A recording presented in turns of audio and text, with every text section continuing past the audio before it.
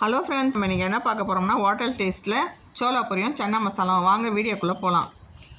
இப்போ பாருங்கள், முன்னாள் நைட்டே கடலையை வந்து நல்லா ஊற வச்சு எடுத்துக்கிட்டேங்க. இப்போ குக்கரில் போட்டு 3 விசில் வேக வச்சிடலாம்.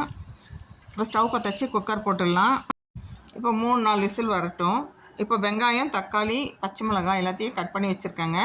ஸ்டவ் பற்ற வச்சு கடாயில் எண்ணெய் ஊற்றிக்கலாம். வெங்காயம் போட்டு நல்லா வதக்கி எடுத்துக்கலாங்க.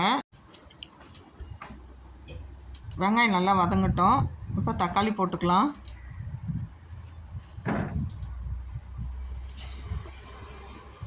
தக்காளியும் பச்சை மிளகா போட்டு நல்லா வதக்கி எடுத்துக்கலாங்க. பூண்டு ஒரு 10 பல் உரிச்சு வச்சுருக்கேன், அதையும் போட்டு வதக்கலாம். ஒரு பிட்டு இஞ்சிங்க, அதையும் போட்டு நல்லா வதக்கி எடுத்துக்கலாம்.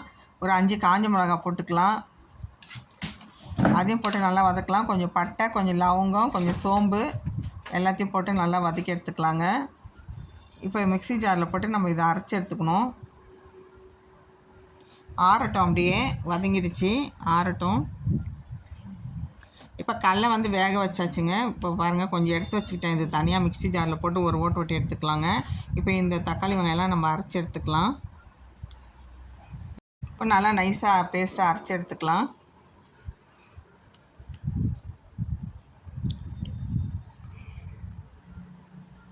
இப்போ நல்லா அரைச்சி எடுத்தாச்சு. இப்போ ஸ்டவ் பற்ற வச்சு கடாய் போட்டுக்கலாம். இப்போ எண்ணெய் ஊற்றிக்கலாம். இப்போ எண்ணெய் ஊற்றி வச்சு எண்ணெய் நல்லா காய்ச்சி இப்போ அரைச்ச மசாலாலாம் போட்டு நல்லா வதக்கி எடுத்துக்கலாம். தேவையான சால்ட்டு போட்டுக்கலாம். இப்போ நல்லா வதங்கட்டும். இப்போ நல்லா வதங்கிடுச்சு, நல்லா சிம்மில் வச்சுக்கலாம். இப்போ கடலை வேக வச்ச கடலை தண்ணியோடு ஊற்றிக்கலாம். நல்லா கலரி விடுங்க. இப்போ வந்து இந்த மிக்ஸி ஒரு ஓட்டிக்கலாம். கடலையை போட்டு பாருங்கள், இந்த மாதிரி அரைச்சிக்கோங்க. இப்போ அரைச்சி எடுத்தாச்சு. இப்போ நம்ம இதில் கொட்டிக்கலாங்க. நல்லா கொதிச்சிச்சு, சன்னா ரெடி ஆகிடுச்சு. இப்போ நம்ம அதில் கலரி எடுத்துக்கலாம். கொஞ்சம் கொத்தமல்லியும் தூவிக்கலாம். இதில் வந்து நான் வந்து சோம்புலாம் போட்டு தாளிக்கலை, ஏன்னா முன்னாடியே நான் பட்டை லவங்கம் எல்லாம் போட்டேன். இப்போ வந்து சன்னா மசாலா பவுடர் 2 ஸ்பூன் போட்டு மிக்ஸ் பண்ணுறேங்க. அவ்வளோதான், கொத்தமல்லி தூவிடுங்க. இப்போ சன்னா மசாலா ரெடி ஆகிடுச்சிங்க. இப்போ வந்து சோளா பொரி பார்க்கலாம். ஒரு பவுல் எடுத்திருக்கேன். நான் இப்போ 1 கிலோ மாவு போட்டிருக்கேங்க. நீங்கள் எவ்வளோ வேணுமோ போட்டுக்கலாம். ஒரு 50 ரவை போட்டிருக்கேன். எண்ணெய் ஊற்றிக்கலாம். சால்ட்டு போட்டிருக்கேன்.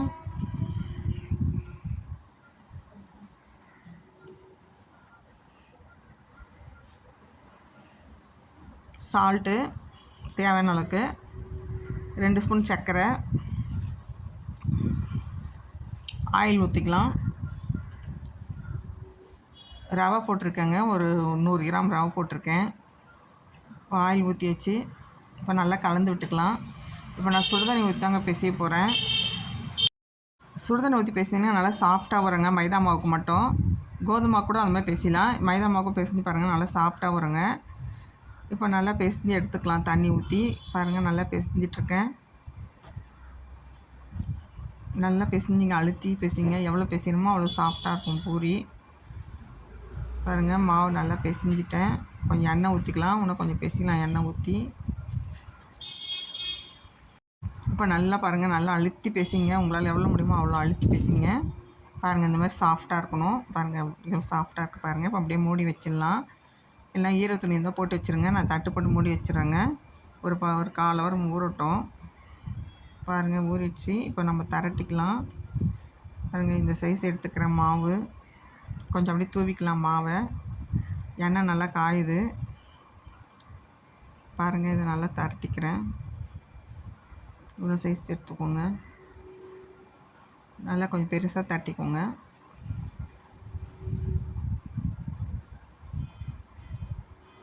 இப்போ ஸ்டவ் பற்ற வச்சு கடாய் போட்டு எண்ணெய் ஊற்றிக்கலாம். எண்ணெய் நல்லா காயுது. இப்போ நான் 1 கிலோ எண்ணெய் ஊற்றிருக்கேங்க. பாருங்கள், எண்ணெய் காஞ்சி பூரி போடுறேன். பாருங்கள், நல்லா புஃப்னு வருது. பலூன் மாதிரி எழும்புது பாருங்கள். நல்லா பாருங்கள், நல்லா புஷ்ஷுன்னு வருது. இப்போ பூரியும் ரெடி ஆகிடுச்சுங்க. சன்னா மசாலா ரெடி ஆகிடுச்சுங்க.